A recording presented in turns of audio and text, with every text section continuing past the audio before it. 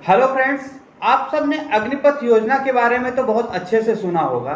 इस पे देश में बहुत ही बवाल मचा हुआ था। बहुत ही पॉलिटिकल पार्टीज ने इसका विरोध किया था। हमने भी सरकार के इस योजना का समर्थन किया हुआ था। और अग्निपथ में अग्निवीरों की जो वैकेंसी निकाली जा रही थी, जो 4 साल के लिए टेम्परेरी बेस पे रखा जा रहा था, उसका हमने समर्थन किया था। अब इसमें जो है वैकेंसी भी आ गई हैं, उसमें भर्तियां भी शुरू हो गई हैं, और उसके अलावा ट्रेनिंग का भी प्रोसीजर शुरू हो चुका है और बच्चों को ट्रेनिंग भी दी जा रही है। लेकिन इसमें एक पॉलिसी में मुझे बहुत ही ज़्यादा कमी नज़र आ रही है, जिसके बारे में मैं आज डिस्कस कर रहा हूँ।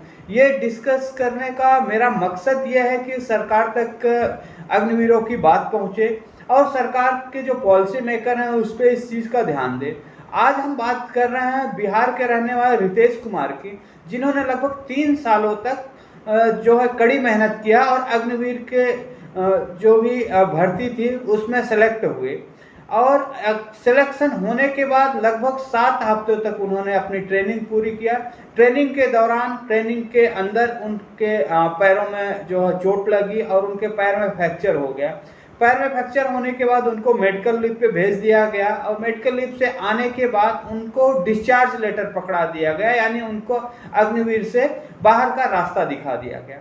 यही अब एक दूसरे केस की बात करें तो हिमाचल प्रदेश के रहने वाले मोहन सिंह थे, जिन्होंने लगभग अपनी ट्रेनिंग पूरी कंप्लीट कर ली थी। ट्रेनिंग कंप्लीट पूरी होने के बाद कसम परेड से 2 दिन पहले उनके ट्रेनिंग के दौरान कंधे में चोट आई। कंधे में चोट लगने से उनको भी ट्रेनिंग से मेडिकल पे भेज दिया गया और बाद में उनको भी बाहर का रास्ता पकड़ा दिया गया। अब बात करें तो सबसे बड़ी जो अभी हाल फिलहाल ट्रेनिंग सेंटर है आर्टिलरी ट्रेनिंग सेंटर, जो कि अगर देखा जाए तो सेना का दूसरे नंबर पे सबसे बड़ा ट्रेनिंग सेंटर ये है।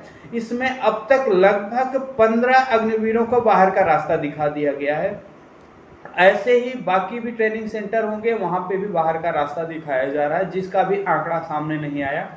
साथियों, पहले भी ऐसा होता रहा है कि ट्रेनिंग के दौरान इतनी कठिन ट्रेनिंग होती है सैनिकों की कि उसमें चोटें लगती रहती हैं, ये आम बात थी।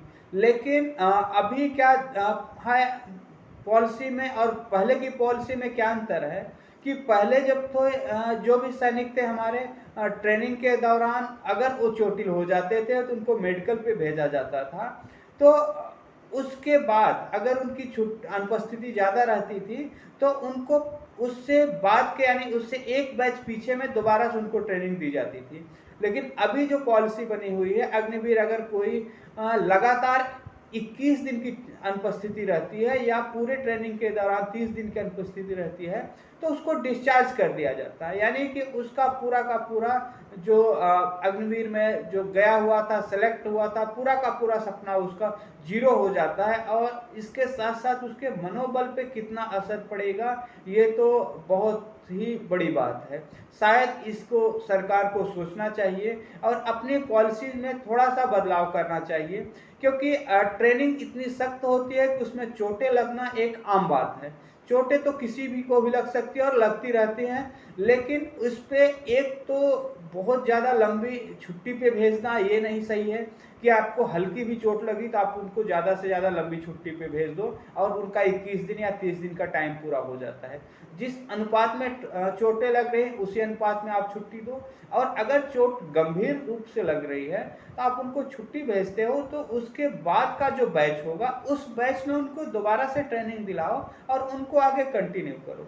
क्योंकि इतनी मुश्किलों के बाद अगर कोई सिलेक्शन होता है और इस तरीके से बाहर का रास्ता दिया जा रहा है तो शायद कहीं नहीं ठीक नहीं है, और जो भी आगे आने वाले अग्निवीर हैं उनका मनोबल टूटेगा और समाज में भी एक बहुत ही नेगेटिव इम्पैक्ट पड़ेगा इसका।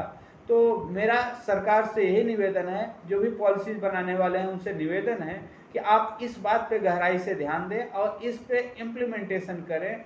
या तो उनको लंबी छुट्टी पे ना भेजा जाए, या छुट्टियों पे भेजा जा रहा है तो उनको जो है क्या दोबारा से ट्रेनिंग पे एक अगले बैच में ट्रेनिंग का मौका दिया जाए।